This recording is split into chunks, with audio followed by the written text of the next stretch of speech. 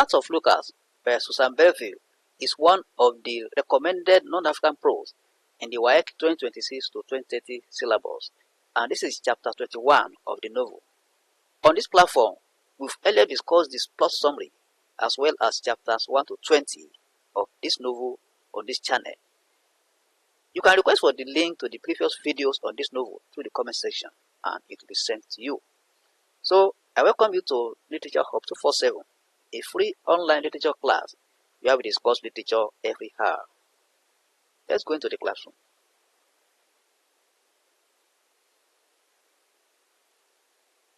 Part of Lucas, chapter 21. In the previous chapter, Lucas and his family are back at Alexandria on the request of his father. Let's see how they are enjoying the place now and what happens in chapter 21.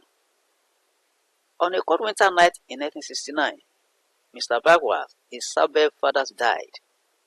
Isabel, Francis, and their mother are with him. In his last words, with tears in his eyes, he asks for forgiveness from Isabel, who forgives him before he breathes his last.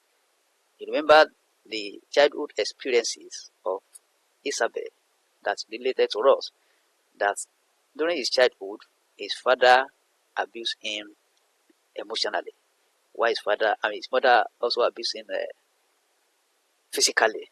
But the man is now begging for forgiveness when he's about to die. Isabel faces a hard time coping with her childhood experiences. The physical and the mental abuses she experienced now haunt her. She doesn't tell anybody about her feelings. She now eats more because of her emotional state, and she starts gaining weight. She's eating more now because of the emotional problems she has. Lucas is now 30 and is in full control of the farm. He feels that the farm is not yielding enough profit, so he discusses with his father to sell all the livestock. Lucas now engages in hauling logs to dump time in Cornwall. He buys timber from people's land and cuts down the tree, though he's not happy with the job, but he must survive.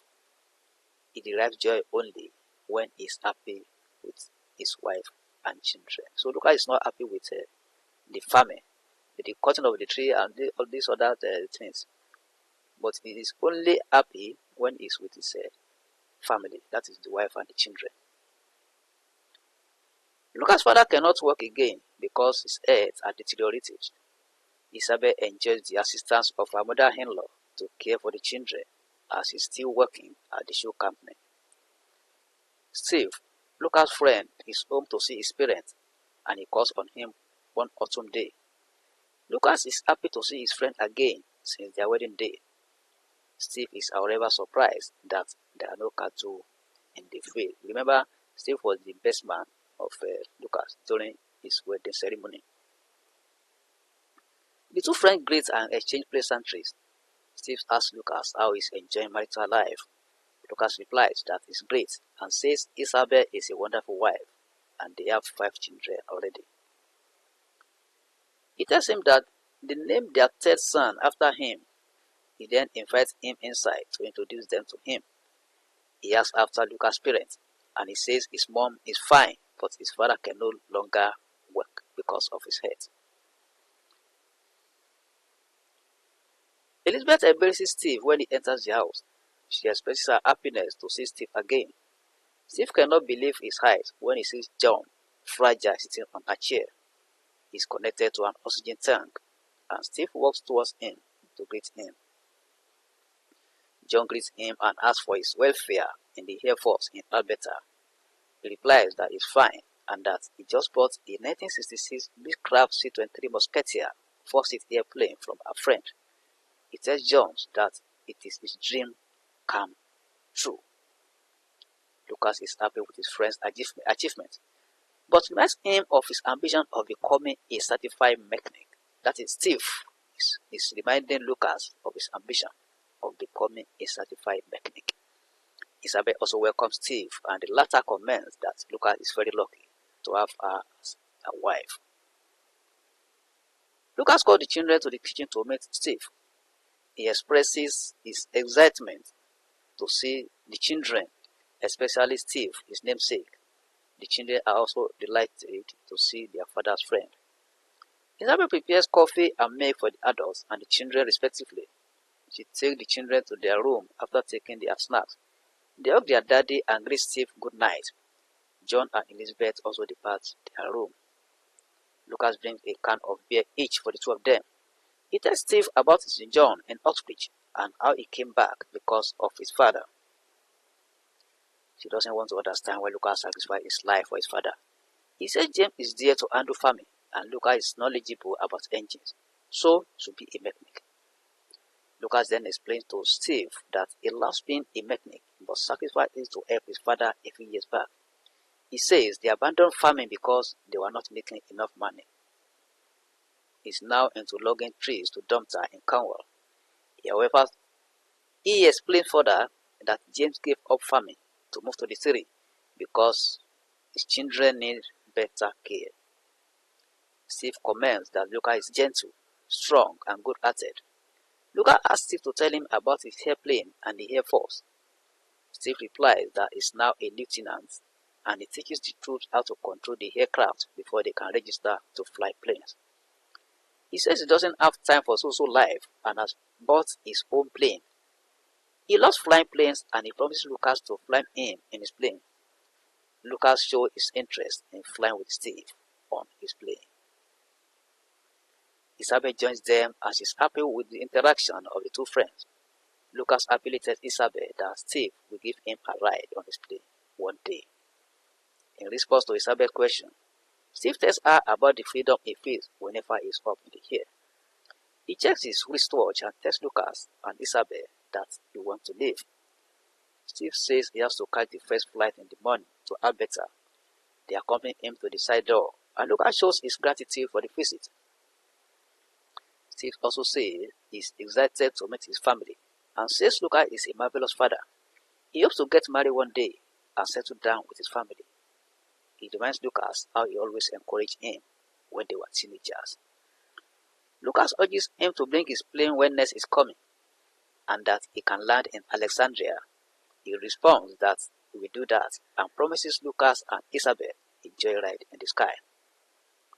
Lucas and Isabel watch Steve leave and Lucas hopes Steve meets someone like Isabel to marry.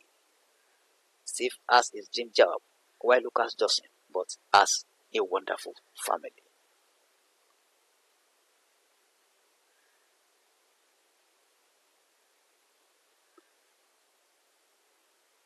Three months after Steve's departure, Lucas returns home to the family after the day's work.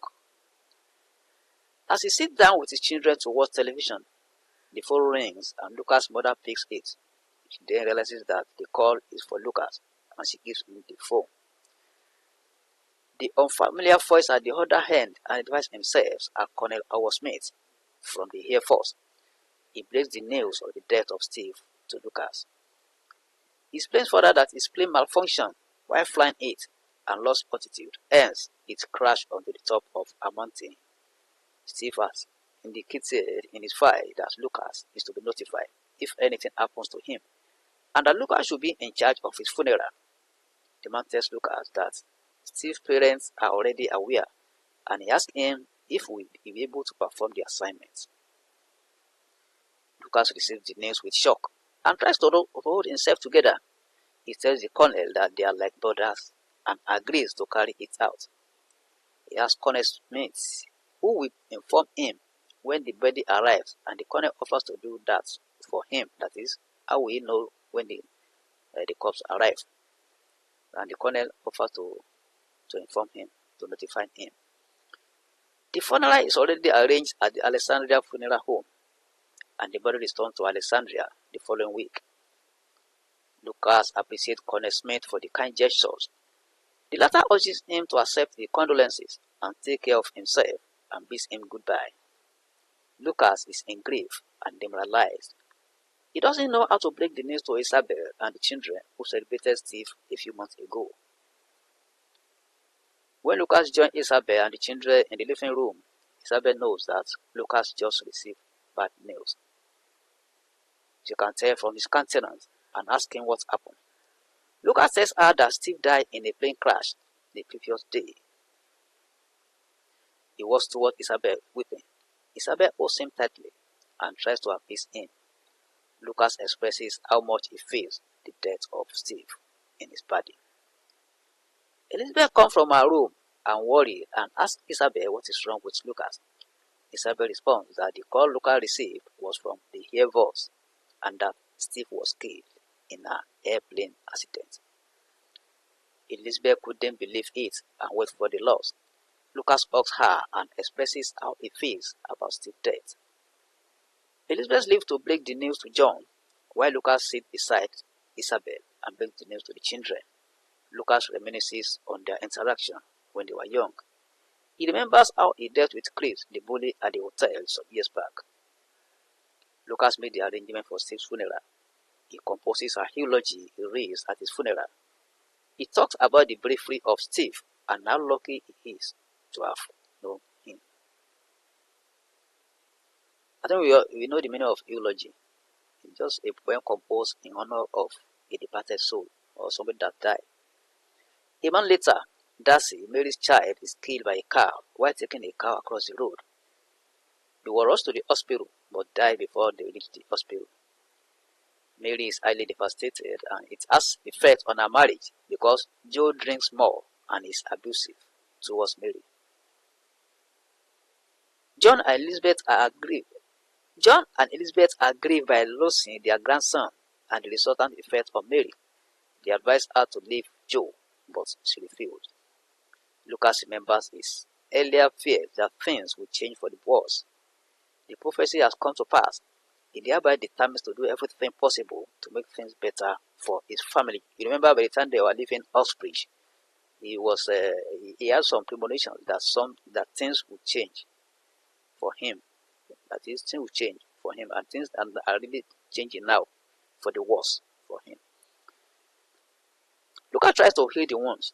He offers to assist Mary as he continues living with her unserious husband. He sees the pain in his parent and is even hurt, but should not show it. He also tries to keep Isabel away from feeling the hurt of her past, but becomes worse when her father dies. Lucas always takes her out for enjoyment to make her feel the love he has for her, but it doesn't work. Now, in the next chapters, we are going to see what happens to Isabel. You know, she has a problem now. She's being haunted by her childhood experiences. We are going to read about the effect on this, on her, that is Isabel. So, if you are new on this platform, try and click on the subscribe button and the bell icon. By that, you are going to be part of this class, and whenever any video is produced, you are going to be notified. Like this video, you are free to share it on any social media platform. Invite your friends and colleagues to join us. Teachers in the house, please introduce your students to this platform.